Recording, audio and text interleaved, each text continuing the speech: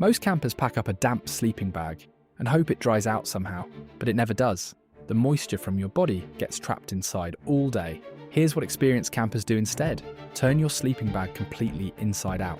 The wet inner surface that absorbed your sweat overnight becomes the outer surface. Now air can actually reach the moisture. Let it sit for 20 to 30 minutes while you pack your other gear.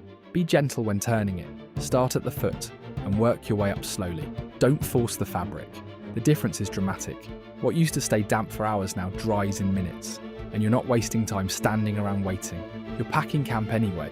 The key is timing it with your morning routine. Turn the bag inside out first thing. Pack everything else. Then flip it back and roll it up. Same amount of work. Much drier sleeping bag. Every night camper should know this trick.